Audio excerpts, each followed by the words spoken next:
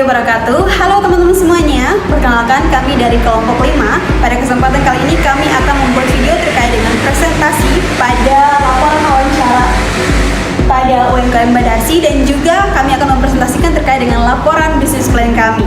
Untuk itu silakan disimak videonya. Untuk pembahasan lebih lengkap lagi terkait dengan kantin Badarsi, kita harus mengetahui dulu apa itu kantin Badarsi. Di sini terdapat profil bisnis, di mana kantin Badarsi merupakan usaha kuliner yang berlokasi di Fakultas Ekonomi dan Bisnis Universitas Hairun. Usaha ini mulai dirintis pada akhir tahun 2005 dan aktif berjalan pada tahun 2006. Kantin ini merupakan usaha keluarga yang diwariskan dan dikelola oleh generasi kedua. Awalnya usaha ini dimulai dari kebiasaan keluarga yang hobi memasak, kemudian berkembang dari jualan kecil-kecilan seperti snack, air minum, dan jajanan hingga menjadi kantin yang melayani mahasiswa serta sivitas kampus. Modal usaha berasal dari modal pribadi dan pengetahuan berbisnis diperoleh secara turun-temurun dari orang tua. Oke, selanjutnya kita lanjut di isi wawancara UMKM Badarsi.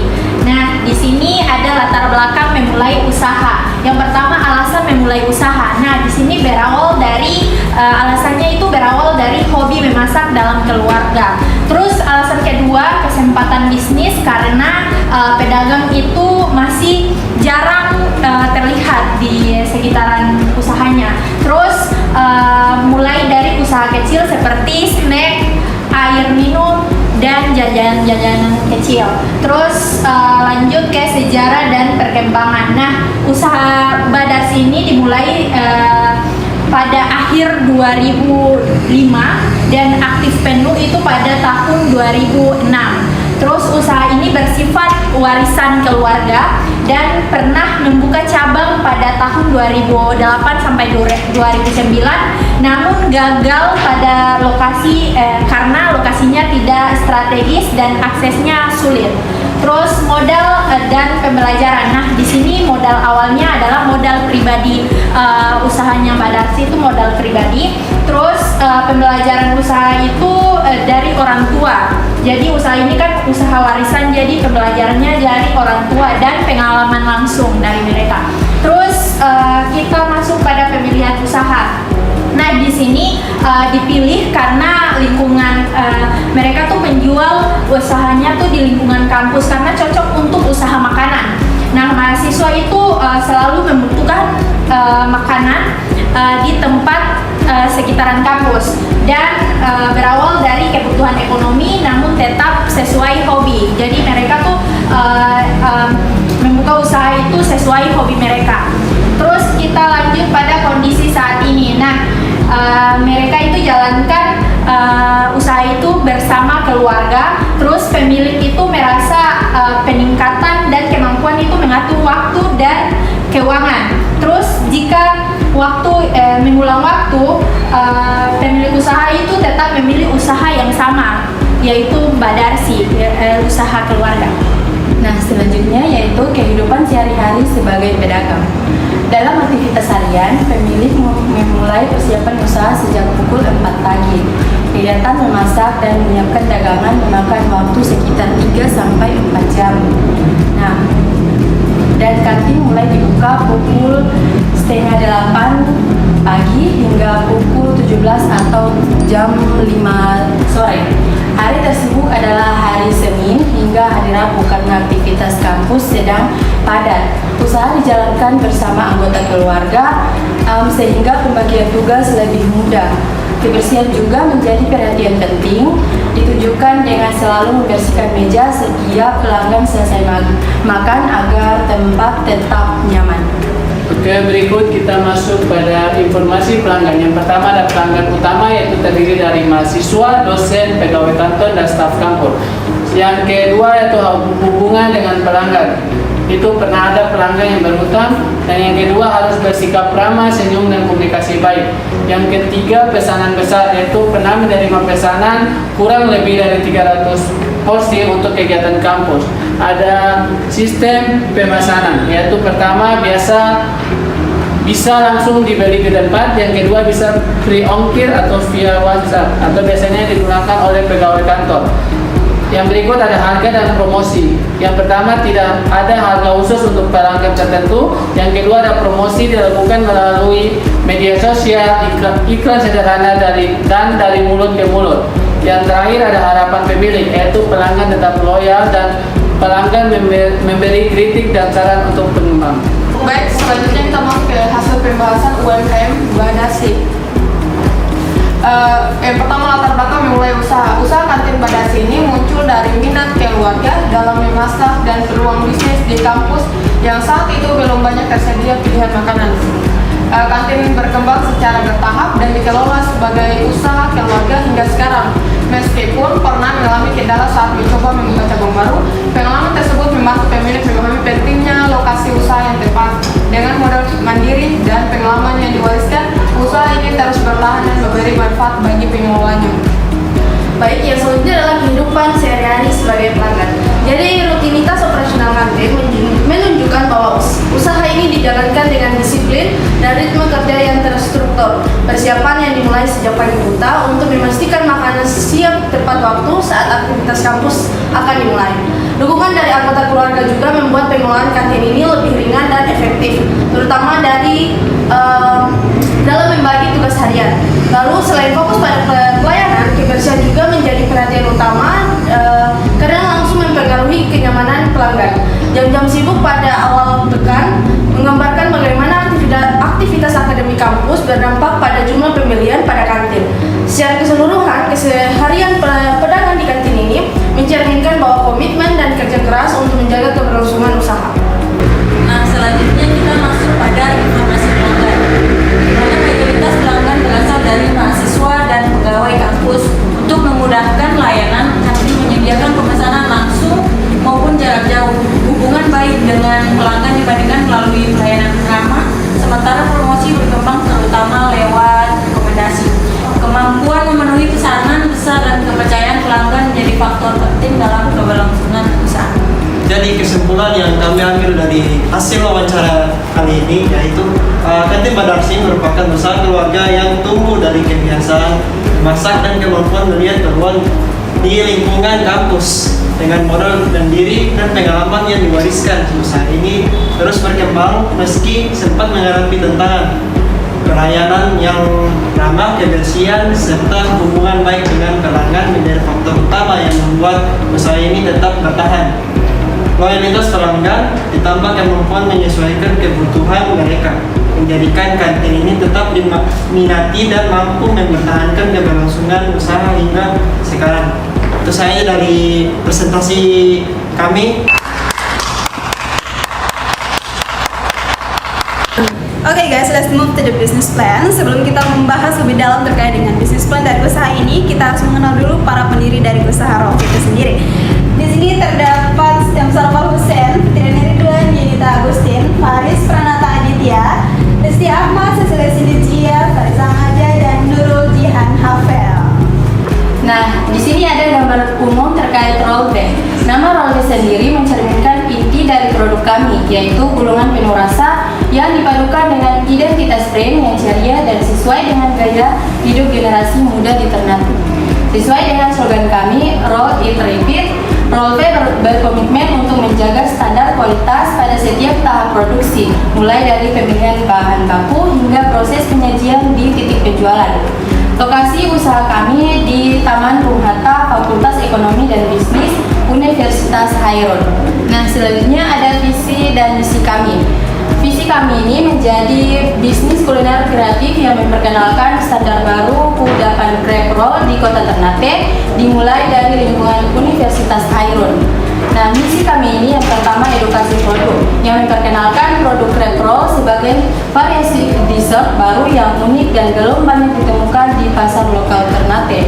Yang kedua, ada kualitas rasa utama yang memastikan setiap porsi yang dijual memiliki keseimbangan rasa dan tekstur yang sempurna sesuai dengan standar resep asli roll bag. Yang ketiga, aksesibilitas kampus yang memberikan kemudahan bagi mahasiswa dan warga kampus di sekitar Taman Bung Hatta untuk mendapatkan cemilan premium dengan harga yang terjangkau. Yang keempat, membangun identitas brand yang menciptakan kesan pertama yang kuat melalui tampilan produk dan pelayanan yang ramah agar Merek Rolfe ini mudah diingat oleh konsumen. Yang kelima, ada konsistensi operasional yang menjaga ketersediaan produk akan kualitas kebersihan di lokasi penjualan agar menjadi pilihan utama saat waktu istirahat kuliah. Berikut ada tujuan. Yang pertama itu menciptakan peluang pasar baru di Kota Ternate. Yang kedua, menyediakan cemilan berkualitas bagi mahasiswa. Yang ketiga, membangun brand awareness di lingkungan kampus. Yang keempat yaitu mengimplementasikan ilmu bisnis secara nyata. Dan yang kelima, menciptakan keuntungan dan keberlanjutan usaha. Selanjutnya ada analisis SWOT. Yang pertama ada kekuatannya, yaitu pertama keunikan produk. Keunikan produk yaitu adalah inovasi baru yang belum ada di area kampus 2 Universitas Hairun sehingga memberikan daya tarik visual dan rasa yang berbeda. Yang kedua yaitu ada tim yang solid, yang dimana jumlah anggota yang banyak yaitu memungkinkan pembagian tugas yang efisien mulai dari produksi, pemasaran digital hingga pelayanan di lapangan. Yang ketiga yaitu lokasi yang strategis, dan yang keempat yaitu biaya produksi yang terjangkau, yaitu bahan baku mudah didapat di Kota Ternate dan harganya relatif stabil sehingga harga jual bisa tetap ramah di kantong mahasiswa. Yang berikut adalah kelemahan, yaitu adalah produk yang belum terkenal. Sebagai merek baru yang belum mulai, butuh upaya ekstra untuk membangun kepercayaan konsumen pada awal. Yang kedua, inovasi masih terbatas, di mana karena baru akan memulai varian produk masih terbatas atau belum merealisasikan banyak inovasi baru. Yang ketiga ada ketergantungan pada alat, yaitu sangat tergantung pada ketersediaan alat seperti kulkas untuk menjaga kualitas krim tetap dingin. Dan yang terakhir yaitu adalah keterbatasan waktu, di mana sebagai mahasiswa jadwal kuliah anggota tim bisa berkurang dan jam operasional dengan jam operasional usaha. Yang berikut adalah peluang. Yang pertama adalah budaya ngemil mahasiswa, yaitu kebiasaan mahasiswa mencari cemilan praktis di sela-sela jam kuliah atau saat mengerjakan tugas di taman adalah pasar yang sangat besar. Yang kedua adalah kekuatan di media sosial, yaitu tren konten makanan estetik sangat efektif menarik minat mahasiswa di Ternate. Dan yang ketiga adalah ekspansi menu, yaitu peluang besar untuk menambah varian rasa seperti matcha, keju atau buah secara brand yang dikenal luas. Dan yang terakhir yaitu adalah pemanfaatan jaringan internal, yaitu akses langsung ke grup-grup WhatsApp angkatan dan organisasi mahasiswa sebagai sarana promosi gratis. Dan yang terakhir yaitu adalah ancaman kompetitor peniru. Risiko munculnya pedagang lain meniru konsep dengan harga yang lebih murah jika produk tersebut sukses. Yang kedua yaitu kondisi cuaca. Lokasi di luar ruangan membuat operasional sangat tergantung pada cuaca. Yang ketiga yaitu kalender akademik. Penjualan akan menurun drastis saat masa libur semester atau tanggal merah karena target pasar utama tidak berada di kampus. Dan yang terakhir yaitu adalah kenaikan harga bahan baku, yaitu fluktuasi harga barang seperti whipped cream atau coklat bubuk yang dapat menekan margin keuntungan. Baik, selanjutnya ada manajemen tim. Yang pertama ada Fitri yang Ridwan sebagai manajer utama yang bertanggung jawab untuk mengkoordinasi seluruh divisi, mengambil keputusan yang strategis dan memastikan visi misi Rolfe berjalan sesuai rencana, bertanggung jawab atas keberlangsungan usaha secara keseluruhan. Selanjutnya ada Elsa Famsa dan Faris Pranata Aditya sebagai divisi operasional dan produksi yang bertanggung jawab penuh atas proses pembuatan crepe roll mulai dari pengolahan adonan hingga penggulungan, menjaga kualitas rasa serta memastikan kebersihan area jualan di Taman Buah Mata. Selanjutnya ada Farisa Amaja dan Nur Jihan Hafel sebagai divisi pemasaran dan kreatif, yaitu bertanggung jawab untuk mengelola promosi di media sosial, menciptakan konten visual yang menarik yang terdiri dari foto atau video produk, mengelola interaksi dengan pelanggan, dan menyusun strategi promosi di lingkungan kampus Universitas Hairun. Selanjutnya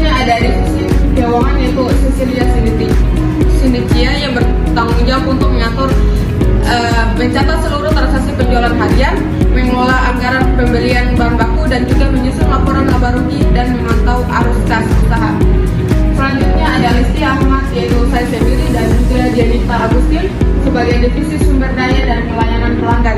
Bertanggung jawab mengatur jadwal piket atau operasional tim, menangani pesanan pelanggan secara langsung, memastikan pelayanan yang ramah dan cepat, serta mengelola stok perlengkapan.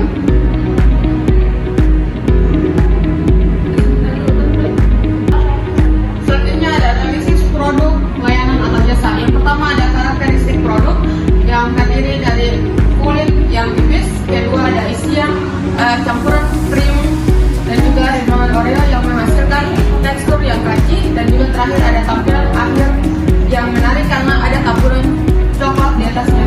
Terus selanjutnya ada keunggulan kompetitif yang terdiri dari eksklusivitas lokasi, karena Romfe ini menjadi satu-satunya penyedia prep roll di kawasan Ternate Selatan, khususnya di lingkungan Universitas Hairun yang memberikan keunggulan sebagai pionir besar. Selanjutnya memiliki tekstur yang berlapis dan juga visual yang menarik. Dan terakhir ada analisis layanan dan pengalaman pelanggan. Yang pertama ada konsep layanan yang cepat. Mengingat mobilitas mahasiswa yang tinggi, di antara jam perkuliahan produk disajikan dalam kemasan praktis yang mudah dibawa dan dikonsumsi di mana saja. Selanjutnya ada pemesanan yang fleksibel.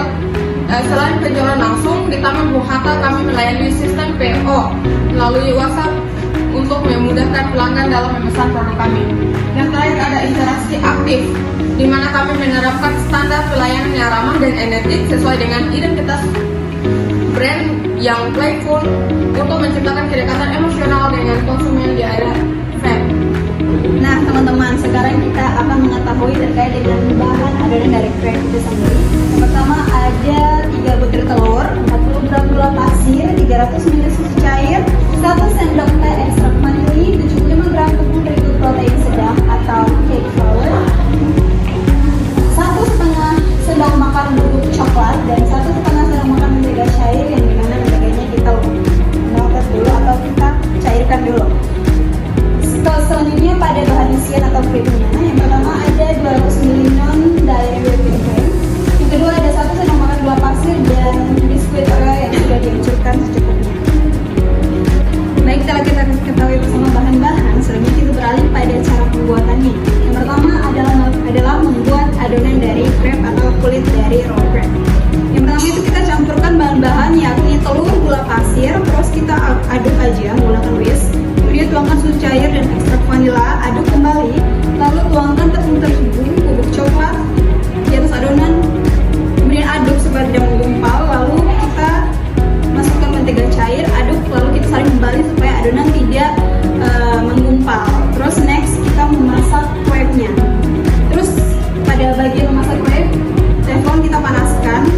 Teflonnya harus teflon anti lengket dengan api sedang. Terus kita tuangkan 1 sendok sayur adonan, kemudian ratakan ke seluruh permukaan teflon. Terus kita masak hingga matang, yang dimana kita lihat permukaannya tidak lengket lagi. Terus angkat, ulangi sampai adonan habis. Next, membuat isian. Pada bagian isian kita menggunakan whipping cream, kita mixer hingga adonan whipnya kaku, kemudian kita tuangkan Oreo, lalu kita aduk sehingga whipnya itu tercampur dengan crumble dari Oreo. Next, kita menyusun dan menggulung. Yang pertama kita menyusun 3 lembar dari crepe itu sendiri atau kulit dari crepe, kemudian kita gulung, kita susun secara memanjang, kemudian kita letakkan krim yang telah kita campurkan dengan Oreo, lalu kita tabur topping yang sesuai requestan dari customer seperti Milo atau Oreo. Terus kita roll, kita gulung, kemudian kita masukkan ke freezer, lalu kita potong. Terus pada bagian penyajian, kemudian kita taburkan bubuk coklat di atas roll crepe-nya, kemudian kita taruh ke dalam kemasan, lalu kita jual. Nah, kita lanjut pada peluang dan target pasar. Nah, di sini peluang pasar itu ada keunikan produk. Nah, keunikan produk ini karena produk kami itu belum ada yang menjual di sekitaran kampus, makanya kami ambil roll crepe. Terus yang kedua, lokasi strategis. Nah, lokasi strategis ini kami ambil di lokasi vape Unhair. Terus yang ketiga, tren lifestyle mahasiswa. Jadi mahasiswa itu belum akan memiliki tren-tren makanan, makanya mereka akan memilih makanan yang kami sediakan. Terus yang kedua, segmentasi pasar. Nah, di sini ada geografis, terus demografis, dan yang ketiga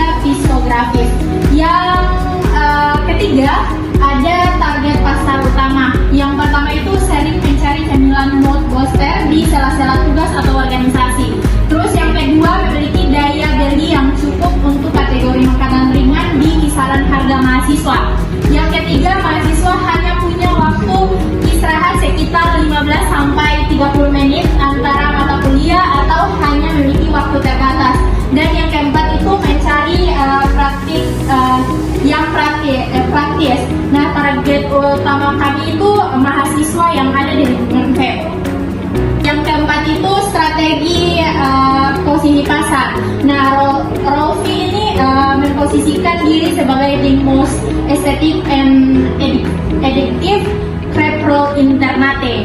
Terus yang kelima itu estimasi ukuran pasar. Nah, estimasi ukuran pasar ini dengan ribuan mahasiswa yang ada di Fakultas Ekonomi dan Bisnis yang berkuliah di kampus Unhair 2. Nah, setiap hari kan pasti ada saja yang masuk kampus. Nah, Rollfed ini memiliki potensi pasar yang sangat luas di sekitaran kampus Unhair.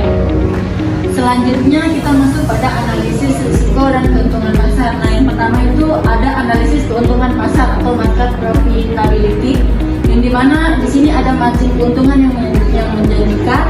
Yang kedua ada pasar yang loyal dan terpusat. Ketiga ada efisiensi biaya pemasaran, dan keempat ada skalabilitas produk. Yang kedua ada analisis risiko pasar atau market risk. Pertama ada hambatan masuk yang rendah atau low entry barrier. Yang kedua ada fluktuasi harga bahan baku. Ketiga ketergantungan pada kalender akademik, dan keempat sensitivitas harga mahasiswa. Selanjutnya ada strategi mitigasi atau penanganan risiko. Yang pertama menjaga orisinalitas, kedua diversifikasi saluran penjualan, ketiga kontrak dengan supplier, dan yang keempat program loyalitas. Pada saat selanjutnya yaitu analisis kompetitor atau pesaing. Di sini ada identifikasi kompetitor, di mana ada pesaing langsung atau direct competitors. Yang kedua pesaing tidak langsung atau indirect competitors. Pada strategi selanjutnya yaitu strategi menghadapi persaingan, yang dimana di sini ada kecepatan pelayan. Kedua ada aktivitas komunitas dan konsistensi visual. Berikutnya adalah perencanaan keuangan, yang mana terdapat estimasi modal awal, HPP, dan juga harga jual yang akan ditetapkan.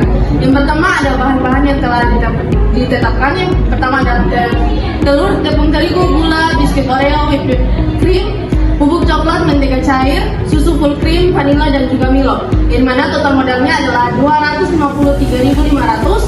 Dan untuk menghitung HPP-nya ialah yang dimana tadi total modal yang telah kita tetapkan tadi akan dibagi dengan jumlah produk yang akan kita hasilkan. Yang dimana untuk jumlah produk yang akan kita hasilkan ialah 24 pieces. Lalu untuk total modal tadi ialah 253.500. Yang dimana untuk perhitungannya ialah kita akan membagi total modal tadi dengan jumlah produk yang akan dihasilkan, yang dimana hasilnya menghasilkan HPP-nya ialah Rp10.500 yang akan dibulatkan menjadi 11.000 untuk kita jual. Jadi bisa dibilang harga per pieces untuk HPP per produk ialah 11.000. Dan untuk harga jualnya kita menetapkan untuk mengambil keuntungan sebesar 20%. Jadi bisa dibilang harga yang akan kita jualkan menggunakan harga 13.200 yang kita bulatkan menjadi 13.000. Jadi harga jual yang kita jualkan per pieces ialah 13.000. Di sini saya bahas strategi pemasaran, di mana pendekatan yang dipakai itu pendekatan marketing mix, yaitu ada 4P. Pertama ada produk strategi, yang dimana tercakup ada unit texture dan slogan memorable. Kedua ada price strategi, yang dimana di dalamnya ada penetration pricing dan bundle deal. Yang ketiga ada list strategi, yang dimana ada point of interest dan pop up board. Terakhir ada promosi strategi, yang dimana ada digital marketing atau sosmed, word of mouth, ada promo khusus FBB. Di sini ada ringkasannya, yaitu business plan ini membahas usaha kuliner bernama Rolfi, yaitu seminar kekinian berupa bread roll dengan varian utama coklat Oreo bread roll. Usaha ini dibuat karena di Ternate, khususnya di sekitar kampus Universitas Ainun, meski jarang ada dessert seperti ini, jadi peluang pasarnya masih besar banget. Rolfi berkolaborasi di Taman Bung Hatta, atau lebih tepatnya di FEB Unhair, yang strategis karena banyak mahasiswa lewat dan nongkrong di sana. Target utama jelas mahasiswa, karena mereka sering cari cemilan yang enak, praktis, dan bisa jadi mood booster di setelah kuliah. produk Molfi punya keunggulan dari segi rasa, tekstur, dan tampilan. Creamnya lembut, isinya creamy plus crunchy dari Oreo, dan tampilannya estetik banget, cocok buat konten sedang atau dipakai. Itu saja. Nah teman-teman, itulah pembahasan terkait dengan laporan hasil wawancara dan juga laporan bisnis plan kami. Semoga video ini bermanfaat bagi kita semua. Sekian dari kami kelompok 5. Terima kasih. Wabillahi taufiq wal hidayah. Wassalamualaikum warahmatullahi wabarakatuh and bye bye.